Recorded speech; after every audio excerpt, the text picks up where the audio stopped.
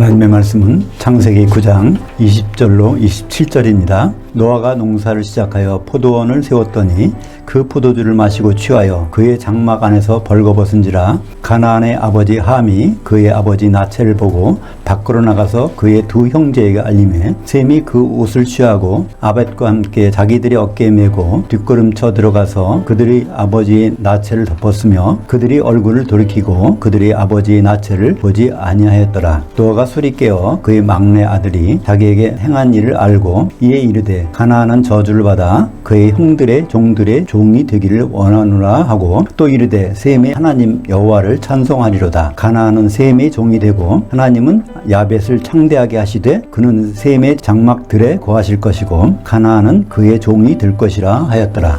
오늘 말씀을 가지고 술에 취해 벌거벗은 노아, 그때도 그는 하나님과 동행 중이었다 라는 제목으로 말씀을 나누겠습니다. 챗봇이라는 말을 들어보셨나요? 챗봇은 채팅하고 로봇을 합성한 것입니다. 채팅은 서로 대화하는 거죠. 로봇은 기계적인 것이 사람과 같은 행동을 하는 그것을 말하고 있죠. 이런 그 챗봇 중에서 미국의 오픈 AI라는 회사가 개발한 챗 GPT라는 게 있습니다. 우리에 가까이 있어요. 모든 분들의 핸드폰에 플레이스토어에서 챗 GPT를 치시면 거기에 앱이 뜹니다. 그것만 눌러주시면 핸드폰에 이게 설치가 돼요.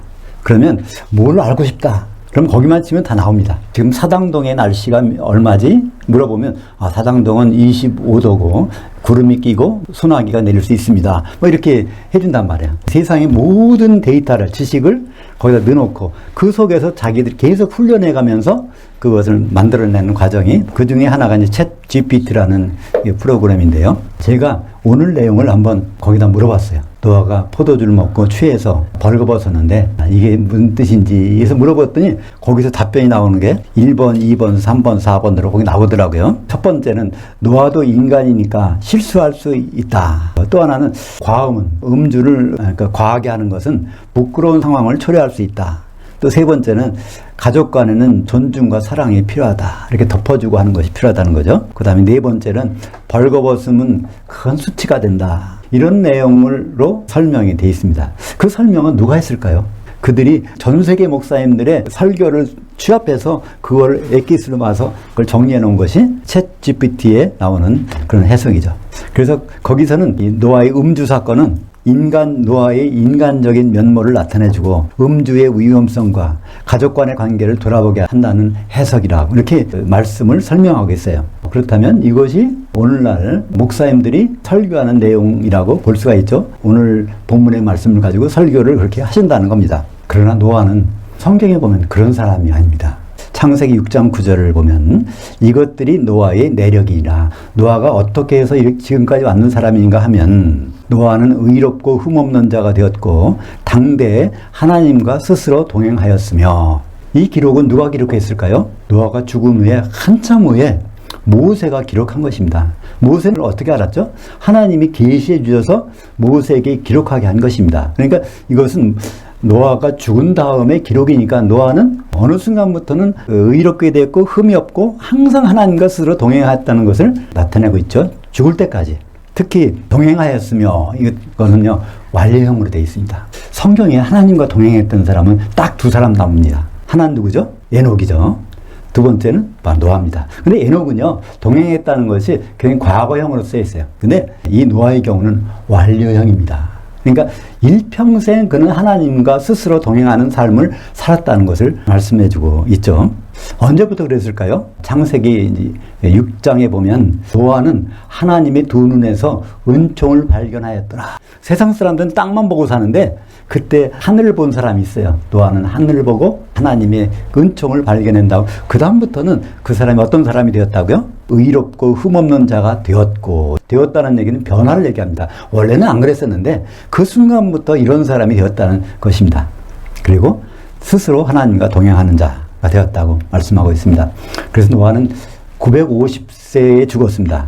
일평생 하나님과 동행한 사람으로 그가 포도주에 취해서 발가벗고 누워있던 순간도 그는 그때도 일평생 하나님과 동행한 사람이니까 하나님과 동행했습니다. 하나님과 동행하면서 술을 마시고 벌거벗고 거기서 쉬고 있었던 것입니다. 우리는 그냥 술 취하고 벌거벗은 것이 수치로 알고 잘못한 걸 아는데요. 거기에 중요한 단서가 있어요. 뭐가 있죠? 자기 장막 안에서, 남이 보지 않는 데에서, 하나님만 보시는 곳에서 거기서 편히 쉬고 있었다는 것입니다. 노아는 그 이름 자체에 뜻이 있습니다. 자기 아버지가 라멕이 지어준 건데요. 수고로 일하는 자를 위로한다는 뜻으로 아버지 라멕에 지어준 이름이 노아입니다. 노아가 이제 수고를 많이 해서 하나님이 이제 쉬게 해주실 것이다, 우리를. 그런 내용이 이름이 노아흐라는 이름인데요. 사실 노아가 포도주 마실 때까지 얼마나 수고했겠습니까? 한번 생각해 보시죠. 홍수가 나서 1년 동안 물이 잠겨 있었어요. 그러니까 거기에 있던 생명체들은 다 시체가 됐을 것입니다. 그러니까 시체가 된 그 우글우글한 냄새나는 그곳에서 밭을 일궈서 포도나무를 심어서 포도를 추수할 때까지 그가 얼마나 수고했을까요? 노아의 아버지 라멕이 흙이 저주를 받았으므로 거기서 수고로 일하는 우리를 위로해 주시기 위해서 바로 노아의 이름을 그렇게 줬다고 그러는데, 그 이름의 뜻대로 노아가 포도주를 마시고 쉬는 것은 그만한 자격이 있습니다. 그죠? 홍수 후에 수고로 일해서 그 포도원을 가꾸고 거기서 나오는 포도주를 마시고 밖에 나가서 벌거벗은 것이 아니라 자기 집에서 쉬고 있는 그 안식의 극치를 보여주지 않습니까? 하나님과 동행했다는 뜻이 무엇일까요? 아모스 3장 3절에 보면요, 여호와 하나님께서 아모스에게 말씀해 주세요. 두 사람이 뜻이 같지 않으면 어떻게 동행하겠느냐. 그러니까 하나님과 항상 같은 뜻을 가지고 산 사람이 바로 노아였습니다. 그러니까 오늘 제목처럼 술 취해 벌거벗은 노아, 그때도 그는 하나님과 동행하였다. 동행 중이라는 제목을 생각할 수 있지 않습니까? 그래서 우리는 그 사건을 보고 하나님이 우리에게 어떤 것을 주기를 원하시는가를 생각해 볼 수 있는 것입니다. 거기에 포도주를 먹고 취했다고 그랬는데, 취한다는 히브리어 동사는요, 즐거워한다는 뜻도 있습니다. 그게 나쁜 뜻만 있는 게 아니에요. 창세기 43장 34절에 보면요, 요셉이 자기 형들이 찾아왔을 때 너무나 반가워서 잔치를 벌여놓고 술을 먹으면서 즐거워했다는 말이 나옵니다. 그러니까 자기 형제들과 오랜만에 만나서 즐거워하는 장면에 노아가 취했다는 똑같은 단어, 샤카르라는 단어를 씁니다. 그러니까 노아가 장막 안에서 하나님 주신 안식의 기쁨을 누리고 있었다는 것을 볼 수 있죠. 그런데 하나님이 주신 안식을 방해한 사건이 일어납니다. 가나안의 아버지 함은 노아의 장막에 들어가 아버지 나체를 보고 바깥으로 나가서 셈과 아벳에 일러주게 됩니다. 셈은 그때 그 옷을 취하고 야벳과 함께 어깨에 메고 뒷걸음쳐 들어가서 아버지의 나체를 덮었습니다. 근데 여기서 그냥 함이라고 그러지. 노아의 아들은 제일 마지가 야벳이고 두 번째가 함이고 막내가 셈입니다. 보통 성경에서는 셈부터 나오니까 셈이 장자인 줄 아는데 야벳이 장자라는 말이 성경에 창세기 10장에 나옵니다. 이렇게 야벳, 함, 셈 이렇게만 부르면 될 텐데 여긴 특별히 가나안의 아버지 함이라고 불렀어요. 그죠? 가나안의 아버지. 왜 이렇게 불렀을까요? 가나안에 무슨 짓을 했기 때문에 이렇게 불렀을 것입니다. 가나안이 먼저 들어가서 노아의 안식을 방해했으니까 그걸 듣고 함이 거기서 그 장면을 목격하고 이제 자기 형제들에게 말을 했다는 것을 알 수 있죠. 노아는 이제 술이 깨어서 그의 막내 아들이 자기에게 행한 일을 알고 가나안을 저주했습니다. 근데 여기서 그의 막내 아들이라는 말이 있어요. 그의 막내 아들이 한 일을 알고, 그럼 그의 막내 아들 누굴까요? 두 경우를 생각해 볼 수 있습니다. 그의 막내 아들, 여기서 막내는요, 두 사람이 나옵니다. 하나는 노아의 막내 아들이 셈이고요. 또 하나는 함의 막내 아들이 가나안입니다. 노아의 아들은 야벳, 함, 셈이고 함의 아들들은 구스, 미스라임, 붓과 가나안입니다. 여기서 그의 막내 아들이 한 일을 알고 그러면 누가 그랬다는 것을 우리는 생각할 수 있을까요? 그 다음 보면 분명하지 않습니까? 가나안을 저주하는 거 보면 가나안이 바로 여기서 말하는 그의 막내 아들, 그러니까 함의 막내 아들이 가나안이지 않습니까? 그러니까 그가 함으로 보면 그 가나안이 그랬다는 것을 알 수 있죠. 창세기 9장 25절에 오늘 본문에 보면 이에 이르되 가나안은 저주를 받아 그의 형제의 종들의 종이 되기를 원하노라 하고, 그러면 여기서 가나안이 저주받게 되는 것, 하나님의 주신 안식을 파괴했으니까, 그러니까 맨 먼저 들어가서 그런 짓 한 사람은 가나안이 분명하다는 걸 알 수 있죠. 함의 아들들은 4명이 있는데 구스, 미스라임, 붓, 가나안. 구스는요 지금으로 말하면 에티오피아, 아프리카죠. 그리고 미스라임은 이집트를 나타납니다. 그 붓은 리비아, 알제리아 있는 아프리카 북부고요. 가나안은 아브라함이 가기 전에 거기에 살았고, 히브리인들이 애굽에서 430년 있을 때 여전히 가나안 민족이 거기 있었죠.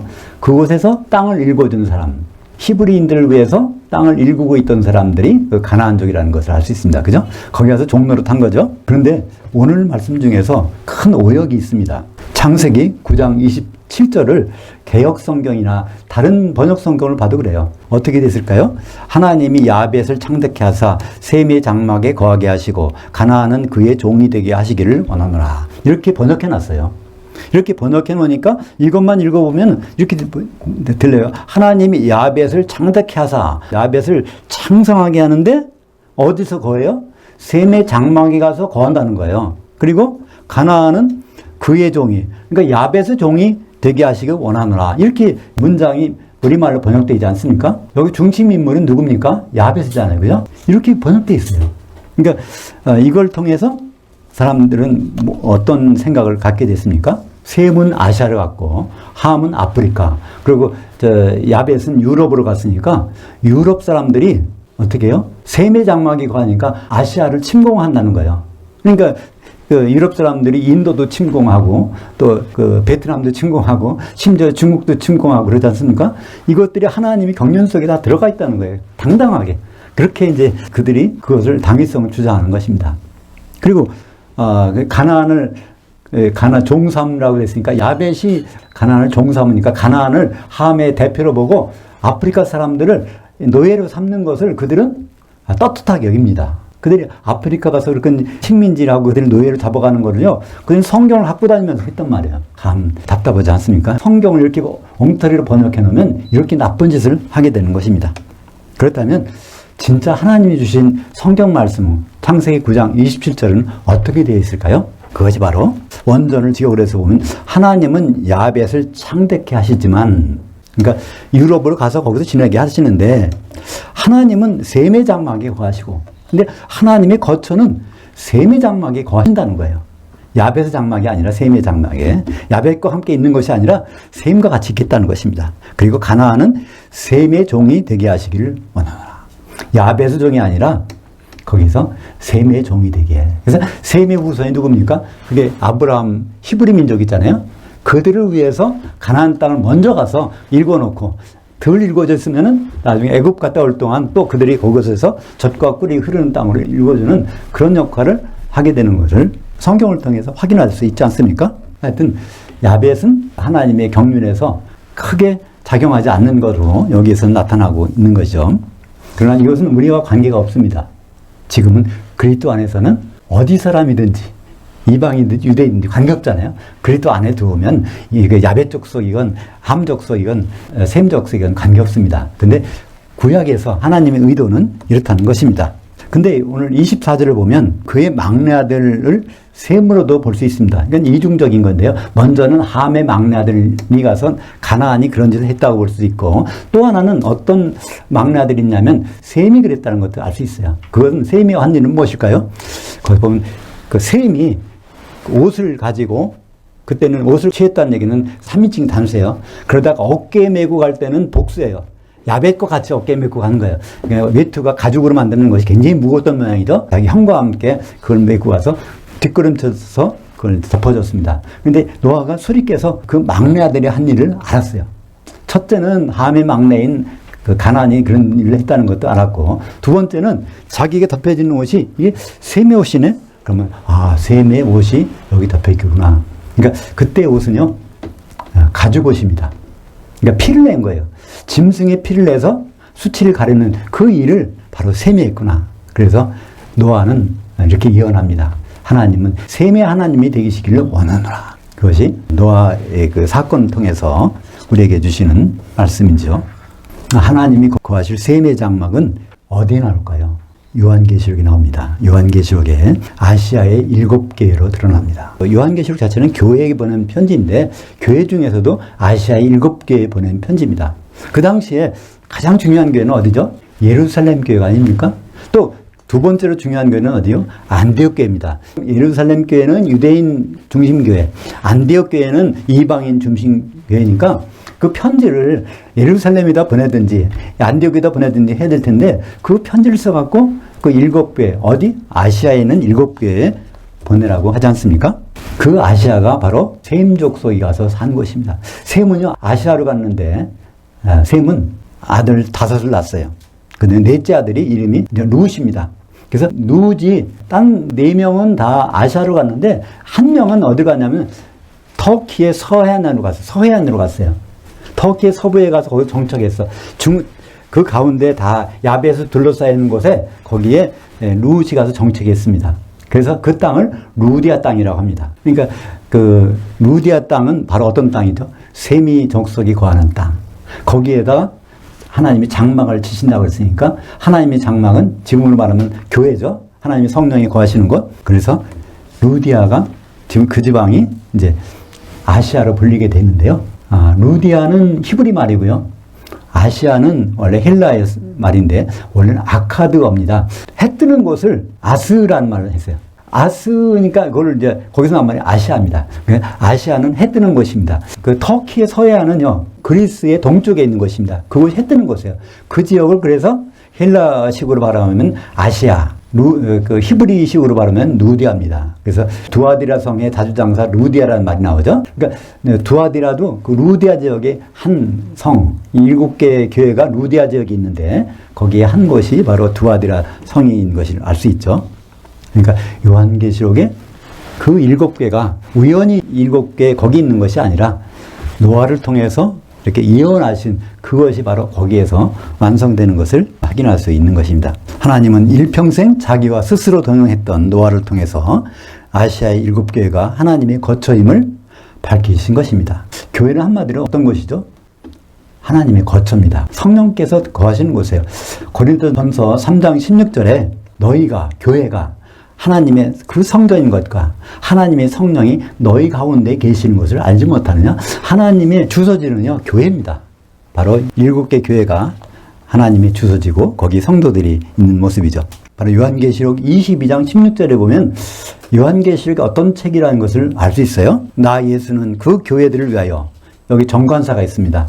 아시아의 7개 교회들을 위해서 내 천사를 보내서 이것들을 너희에게 성도들에게 증언하게 하였느라. 요한계시록 맨 끝에 가서 보면 이 책은 수신자가 아시아의 7교회 성도들이야 이렇게 말씀하고 있는 것을 볼 수 있습니다. 그러니까 지금 전 세계에 많은 교회가 있지만 공중에 올라가서는 우리 소속이 7개 중 하나입니다. 어떤 교회에 있을까? 그건 거기서 밝혀질 것이죠.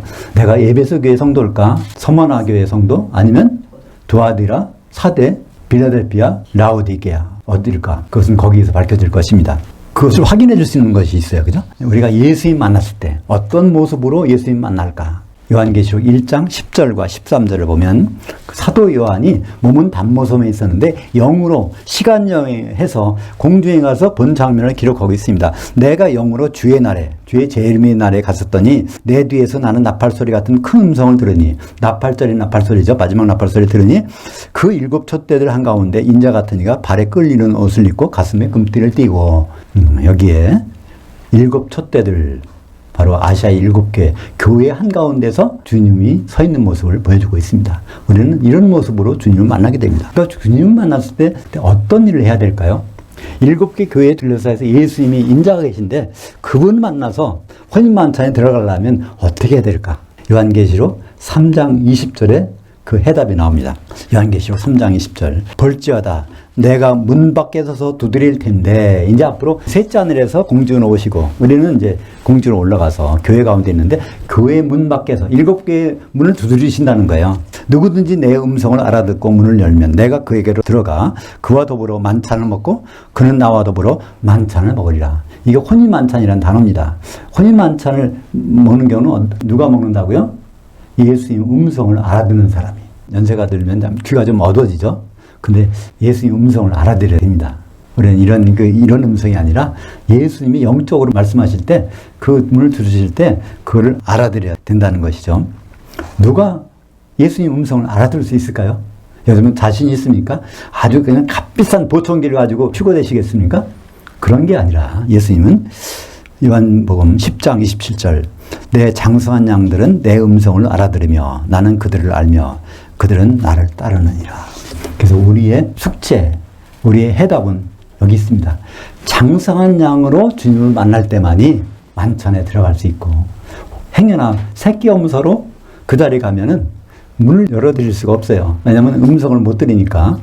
심판날 공중에서 주님께 장성한 양으로 인정받고 싶으십니까? 그 비결이 있어요. 이거는 잊어버리시면 안 돼요. 마태복음 25장 40절은 다른 성경 구절은 좀 잊어버리신다고 해도 마태복음 25장 40절은 꼭 암기하셨다가 이건 생각하셔야 됩니다. 제가 한번 읽어볼까요? 너희가 여기 내 형제들 중에 지극히 작은 자 하나에게 한 것이 곧 내게 한 것이니라 하시고, 이거는 예수님과 교회가 만났을 때요, 양과 염소에 비유해서 나오는 것입니다. 여기는 뭐일까요? 그리스도의 심판대입니다. 마태복음 19장 28절에 예수님께서 인자가 영광의 보좌에 앉을 때 나를 따랐던 너희도 12보좌에 앉아서 이스라엘 12지파를 심판하리라. 그러니까 사도들이 바로 그 여기에 예수님 심판하시는 옆에 쭉 앉아있다는 것입니다. 내 형제들, 거기에 앉은 내 형제들이 누굴까요? 사도들입니다. 예수님 부활하셔서 맨 처음에 사도를 뭐라고 불렀죠? 내 형제들이라고 불렀습니다. 막달라 마리아가 부활하신 예수를 만났잖아요. 그때 속히 내 형제들한테 가서 이걸 전하라고 그러잖아요. 그때 처음으로 사도들을 내 형제들이라고 불렀습니다. 그 전까지는 다 제자들이라고 불렀죠. 왜 형제들이라고 불렀을까요? 형제들이라고 부른 의미가 있습니다. 예수님 더 이상 독생자가 아니에요. 하나님 아들이시니까 바로 그 다음에 만나는 사람들이 바로 형제들이고, 맨 처음에 그들을, 사도들을 형제들이라고 부른 것입니다. 마저 우리가 읽어볼까요? 지극히 작은 자 하나에게 한 것이 곧 내게 한 것이니라. 그래서 그러니까 예수님을 잘 대접해야 그래서 만찬에 들어가는데, 예수님 지금 여기 안 계셔요. 그럼 우리는 예수님 어떻게 대접할까요? 사도들을 대접해야 돼. 근데 사도들도 지금 여기 없네? 그럼 어떻게 하죠? 다행히 우리는 방법이 있습니다. 사도들이 기록으로 남겨놓은 마태복음부터 요한계시록까지 해서 지극히 작은 부분 하나라도 그것을 날마다 먹는 사람들이 장사한 양으로 인정하시겠다는 겁니다. 중간에 다른 거 먹고 사도들의 말씀을 접하지 않은 사람들은 새끼 염소로 취급하시겠다는 거예요. 거기에서 우리 운명이 발립니다. 마태복음 25장 46절에 보면 영생과 영벌은 바로 사도들의 꼴을 먹느냐 안 먹느냐에 따라서 갈려지는 것입니다. 어떤 죄를 져서 그런 것이 아닙니다. 우리 모든 죄는요, 항상 해결받을 수 있어요. 우리의 모든 죄를 요한일서 1장 9절을 보면 자백하면, 시인하면 깨끗게 해주니까 우리는 그것 가지고 예수님 앞에서 심판받지 않습니다. 예수님 앞에서 심판받는 것은 기름이 있느냐 없느냐, 또 장사한 양이 있냐 아니냐, 그걸 가지고 심판을 받게 되는 것입니다. 사랑하는 여러분, 구약 성경은 그리스도를 증언하는 책입니다. 요한복음 5장 39절에 예수님 직접 말씀하셨죠. 구약 성경 율법대로 살아서 영생 얻는 것이 아니라 구약 성경을 통해서 예수님을 발견한 것. 오늘 창세기 9장에서 무엇을 발견할 수 있습니까? 셈의 장막에 거하실 하나님, 바로 예수님의 몸된 교회가 요한계시록에 연결된다는 것을 알 수 있지 않습니까? 주님은 자기 피로 셈의 장막인 교회를 사셨습니다. 사도행전 20장 28절, 하나님이 자기 피로 사신 교회를 목양하게 하셨느니라. 교회는 12사도들의 기초석에 세워졌습니다. 12사도의 꼴을 먹지 않고서는 교회의 성도들이 될 수 없는 것이죠. 지금부터라도 사도들의 말씀이 지극히 작은 부분 하나라도 날마다 우리가 식사하듯이 조금씩이라도 한번 드셔보세요. 그러면 예수님 앞에 섰을 때 장성한 양으로 인정받을 수 있을 것입니다. 만약에 그렇지 않다면 예수님을 외면한 것이 되고, 그때 새끼 염소가 되지 않겠습니까? 우리는 어찌하든지 장성한 양으로 우리 주님을 만나기를 준비해야 될 것입니다. 기도하겠습니다. 오늘 노아의 포도주 사건을 통해서 셈의 장막에 거하시겠다는 하나님의 뜻이 요한계시록의 아시아의 7개를 통해서 공중까지 연결되는 것을 봅니다. 날마다 사도들의 꼴을 먹고 장성한 양으로 주님 앞에 설 수 있도록 인도하여 주시옵소서. 예수님 이름으로 기도합니다. 아멘.